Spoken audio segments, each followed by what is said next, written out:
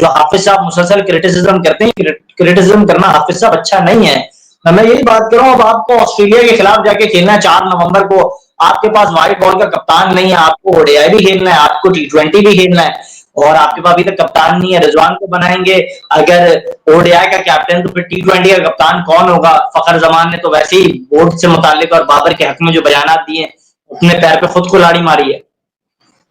अच्छा, एक बात तो मैं क्लियर कर दूं, जो हमारे दोस्ती से हमें बात पता चली है, मोहसिन नकवी साहब ने एक बात तो क्लियर कर दी कि सारा कुछ उन्होंने आकिब जैद के हाथ में दे दिया है कि सही गलत सब कुछ आपने करना है, और आकिब जैद ये बहुत जल्दी फैसला कर लेंगे इस बात का। ताबिश मीर भाई को पता होगा कि मोहम्मद रिजवान कप्तान आ रहे हैं, जो हमारे सोर्स बता रहे हैं कि 100 में से 99% चांस, और मोस्ट प्रॉब्ली चांसेस हैं कि 1 या 2 दिन के अंदर टीम भी अनाउंस हो जाएगी और कप्तान भी अनाउंस हो जाएगा। और उसके साथ मोहम्मद रिजवान की अगर आप परफॉर्मेंस देख लें, पीएसएल के अंदर देख लें, मोहम्मद रिजवान एक ऐसे कप्तान है कि वो अंडर-19, अंडर-16 डोमेस्टिक पाकिस्तान ए वहां से कप्तानी करते हुए आ रहे हैं कि उन्होंने स्टार्ट से ही एज अ कप्तान, एज अ प्लेयर वो काम। आप शहनशाह अफरीदी के बयान उठा के देख लें या और उधर के खिलाड़ी उठाएं, तो उनसे पूछें आपके फेवरेट कप्तान या फेवरेट प्लेयर कौन है, और वो मोस्टली सारे ये कहते हैं मोहम्मद रिजवान। उसकी रीजन ये है कि मोहम्मद रिजवान के अंडर वो खेले बहुत ज्यादा है, मोहम्मद रिजवान कप्तानी बहुत ज्यादा अच्छी करते हैं। और मेरा ये अपना पॉइंट ऑफ व्यू है कि मोहम्मद रिजवान को अगर कप्तान बनाया जाता है तो पाकिस्तान की टीम दोबारा फिर उस तरह ही ग्रो करेगी, जिस तरह आपने देखा होगा 2021 में जैसे हमने आया था, दोबारा फिर पाकिस्तान टीम की तरफ से। नहीं, मैं इत्तेफाक रखता हूं, बिल्कुल हफीज जी ने बहुत अच्छी बात कही, क्योंकि बहुत पहले मैंने इस बात का ऐलान किया था अपने चैनल पे कि पाकिस्तान टीम का कोई कप्तान होना चाहिए। बाबर की मौजूदगी में मैंने उस वक्त कहा था कि बाबर कप्तान नहीं होने चाहिए, उनको अपने गेम पर ध्यान देना चाहिए, क्योंकि बाबर जैसे प्लेयर शताब्दियों में मिलते हैं। कोई बहुत आपको लंबा वेट करना पड़ता है तब बाबर आजम जैसा कोई प्लेयर पैदा होता है। रिजवान को कप्तान बनाना चाहिए, क्योंकि रिजवान को हमने पीएसएल में भी देखा, उनकी सब सुनते भी हैं बात, सबके साथ फ्रेंडली भी हैं, जैसे हमारे सूर्य कुमार यादव हैं या रोहित शर्मा, उनकी सब सुनते हैं। सरफराज बहुत मेहनती थे। चैंपियंस ट्रॉफी में भाई भारत को हराने वाले तो पहले कप्तान वही थे ना पाकिस्तान के। लेकिन सरफराज साहब की जो मुझे समझ में आया, उनकी कोई सुनता ही नहीं था बेचारों की। सारे टाइम 2019 का वर्ल्ड कप मुझे याद है, 2019 का, हाँ वही शायद सरफराज ही कप्तान थे।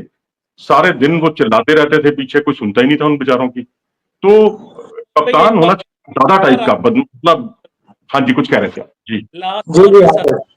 पाकिस्तान को जीतने के लिए हाँ, सब अपने उसमें लगे हुए थे, अपने अपने ग्रुप चला रहे थे, इसके लिए सरफराज की कोई नहीं सुनता था। लेकिन जो बात की जनाब मनोज जोशी साहब ने वतन पार से इतना खूबसूरत पैगाम दिया उन्होंने बाबर आजम से मुतालिक, जो बाबर आजम से पाकिस्तान में या फिर हिंदुस्तान में फैन है वो भी इस वक्त सुन रहे होंगे यकीनी तौर पे। इस पर एक शेर हो जाए कि नरगिस अपनी बेनूरी पर रोती रही, बड़ी मुश्किल से होता है चमन में दीदावर पैदा। तो बाबर आजम को ये डेडिकेट हम कर देते हैं शेर। हमारे एक साबिक टेस्ट क्रिकेटर है, वो सुबह व्लॉग कर रहे थे और व्लॉग करते हुए ना जाने उन्हें क्या हो गया कि वो सत्ते में आ गए और बाप बाप करके नारे लगाने लगे। बासित अली साहब की मैं बात कर रहा हूँ, वो हमेशा सुबह जो है वो कोई ना कोई करैक्टर पेश करते हैं। आज उन्होंने एक और करैक्टर पेश किया, उन्होंने कहा बाप बाप होता है। मुझे समझ में नहीं आया, अभी मैच शायद वो नहीं देख रहे होंगे। बासित अली साहब के हवाले से तो हम गुफ्तगू कर रहे हैं। मनोज जोशी साहब, आप क्या कहेंगे? हमारे यहाँ तो कुछ है ऐसे करैक्टर टाइप क्रिकेटर्स, आप क्या कहेंगे इस हवाले से? नहीं, मैं किसी क्रिकेटर के बारे में तो टिप्पणी नहीं करना चाहूंगा, सब आदरणीय हैं, सब रिस्पेक्टेबल हैं, पाकिस्तान के क्रिकेटर हूं। आपके अब्दुल कादिर साहब का तो मैं बड़ा जबरदस्त फैन रहा हूं, उनकी गेंदबाजी का बहुत मैं मुरीद रहा हूं।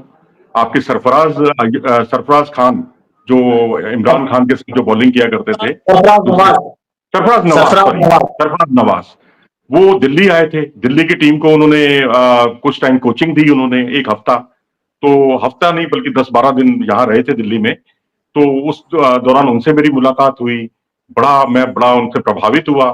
तो हम तो जितने भी, चाहे पाकिस्तान के क्रिकेटर हों चाहे इंडिया के क्रिकेटर हों, कोई पॉलिटिक्स नहीं, कोई कुछ नहीं, सब लोग बड़े ऑनेस्टली अपनी बात करते हैं और हम दोनों का बड़ा आदर करते हैं, चाहे इंडिया के हों चाहे पाकिस्तान के हों चाहे कोई तीसरे देश के हों। तो हम प्लेयर्स के बारे में कुछ भी बोलते हुए हम नहीं अच्छे लगते, बल्कि हमें तो बहुत कुछ हम सीख रहे हैं इन सबसे, इन क्रिकेटर्स से। जोशी साहब, आपसे इस वक्त पूछूंगा, ये बासित अली साहब पता नहीं क्यों बीच में आ रहे हैं बार बार, उनका आज गलती से मैंने ब्लॉग भी किया था, तो मैं जानना चाहूंगा ये बाप बाप होता है, ये किसको कह रहे थे? मुझे समझ में नहीं आया। उन्होंने जल्दी में ब्लॉग तो कर लिया, लेकिन वो भी शायद कंफ्यूज हो गए, सुबह जल्दी उठ गए थे तो ब्लॉग कर दिया उन्होंने।